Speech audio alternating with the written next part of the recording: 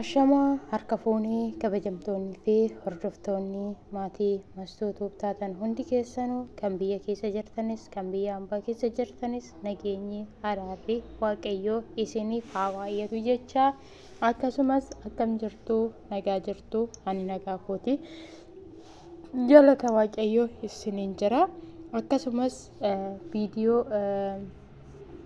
samuunii hojjedhe irratti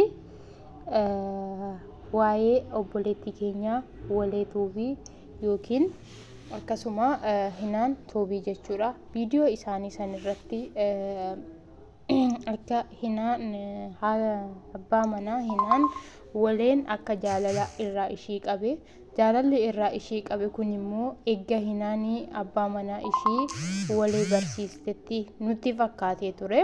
Garummoo dubbii tokko gaafa keessa gabbuutee hubatte malee gaafa irraa fagaattee too hubattee baay'ee faraduun namatti ulfaata.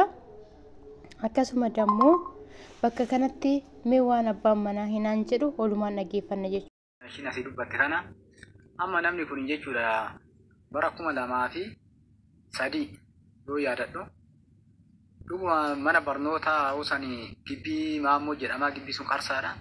Qarsaatti barachaa ture. Anis immoo hiriyaan qabaa maatii wajjin taa'u jira. Waliin beeknu naanii jenne kana. Deebisee immoo ishiinis immoo gibbuma san teechi. Yeroo sanitti jechuudha.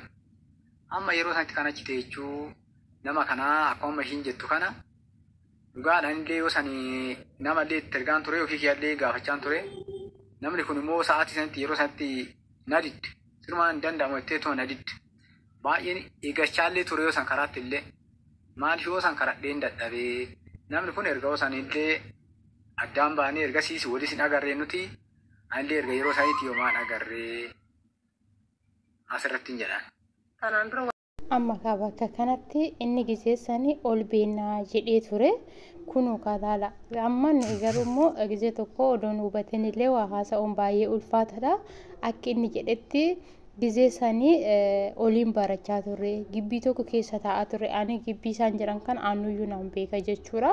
Maaliif anis maatiin koo gibbii san warra san cinaadha gibbii qabu naan beeka akkasuma immoo warra maammoo waaree jechuun anaaf fira kooti naan beeka maaliif jennaan intala maammoo waaree biraazarii kootitu fuudha jechuudha.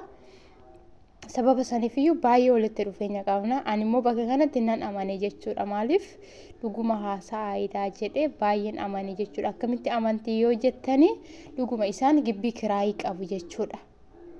Garuu immoo bakka kanatti wanti rakkoo ta'e dhugaa wanuudha jechuudha. Jaalala jechuun baay'ee ulfaataadha dhugaa. Maaliif jaalala akkuma barbaadellee yoo fagaate dhugaa baay'ee ulfaataadha jechuudha dhugaa. Maaliif anillee jaaladhee argeen jira reefa siif quuqame obboleettii koo walee dhugaa.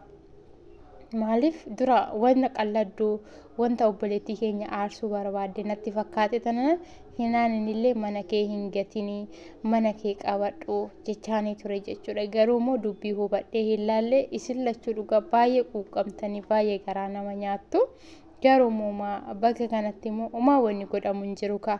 Homaa wanni godhamu hin jiru lapheen kaleessa nama kanaaf sin dhaanne har'a nama kanaaf si dhaatee jira. Lapheen kaleessa nama kanaaf iddoo siif hin kennine har'a iddoo kenniteef jirta jechuudha. Kun immoo kaleessa darbee obboleettii koo maaliif jennaan kaleessa odoo yeroo inni si gaafatu san yeroo inni siif bo'u san yeroo inni si duuba deemu san yeroo inni si malee jiraachuu hin danda'u siin jedhu san odoo iddoo kenniteef jiraatte kuni muluun hin dhufu. Garuu homaa wanni godhamu hin jiru kan darbee jira. Ganna darbeef mana hin ijaaranii kanuma dhufuuf mana ijaaru sila ta'eefiyyuu obboleettii koo waaqayyo biddeessiif haa baasu biddeen biraa siif haa baasu. Garuu immoo baay'ee ulfaataadha ka ani belu jaaladheen jira jettee mana namaa diiguun bataami kabdaal. Lamin mana namaa diiguun baay'ee ulfaata jechuudha.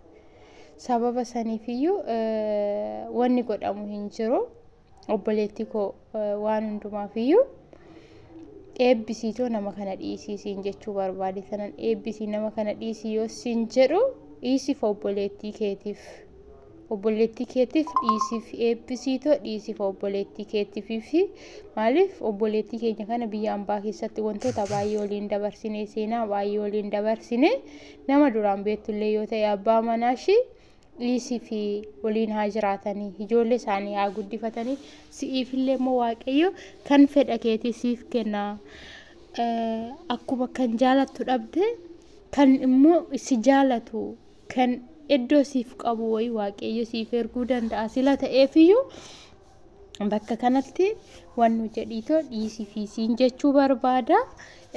Akkasumas immoo hordoftoonni fi kabajamtoonni maatii mastuu tooftaatan hundi keessanuu kan biyya keessa jirtanis kan biyya ambaa keessa jirtanis isinoo ta'e uumee maal jettu koomentiidhaan obboleettii keenya kana maal jettu obboleettii koo dura silaa gargar baatee jirta har'a gizee sana yeroo inni si gaafatu silaa diddee jirta har'a akkamitti mana isaa diiddaa obboleettiin kee garaa si nyaatu waan bakka jaalalli bakka jaalala sanitti garaan jaalala garaa si nyaatu mee maal jettu isin ani garuu akkasitti fudhadha jechuudha an akka mastuu tuubititti odoo obboleettii keenya kanaaf eebbistee obboleettii koo waaqayyo wajjin si haa jiraachisu obboleecha koo duraan hiriyaanaaf ta'e jettee na kadhachaa turte ani immoo har'a obboleettii siifan ta'a jettee osoo obboleecha kee kana eebbisteetoo gallakkisteetoo innis jireenya isaa gammachuudhaan ijoollee daa'ima isaa wajjiniin haadha manaa isaa wajjiniin odoo jiraate maaliif luka lamaan qoba jennee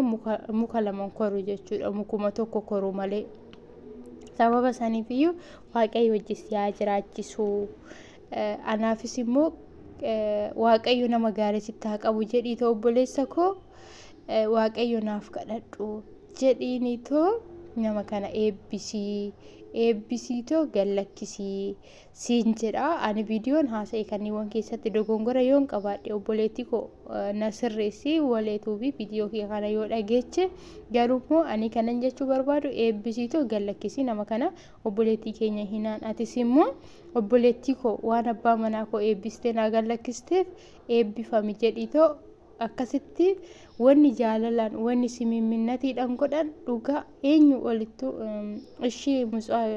ishii jechuun waan baay'ee caala jechuudha ishiidhaan oliin jiraadhaayii siniin jechuu jaaladhaa hinaanii koo atis manni kee akka hin diiganne jaalalaan gorsaan obboleettii keenya kanaan oliin haasa'ii wanta jiru akkasuma dammoo walee atis dammoo micayyoo kanaaf abbaa manaa ishii dhiisifiitoo jaalalaan gammachuudhaan jireenya ufafoo akka jiraannu nuuf godhi siin jechuu barbaanna inni biraa dammoo obboleessa koo atis immoo hiriyaa koo dura si gaafadhee ture amma garuu gizee sanitti na didde ani garuu jireenya koo biraa eegalee jira jireenya gaarii jireenya gammachuu jireenya jaalala waaqayyo siif haa baasu jedhiitoo obboleettii kee kana yookiin hiriyaa kee calqabaa kana eebbisiitoo gaggeessisiin jechuu barbaada akkasuma viidiyoo nanaa jechoota nani haasa'e kanniiwwan keessatti yoon hammeenya haasa'e yookiin viidiyoo badooma yoon wanta jechoota nama aarsu yoon haasa'e dhiifama manaa godha walee hinaan akkasuma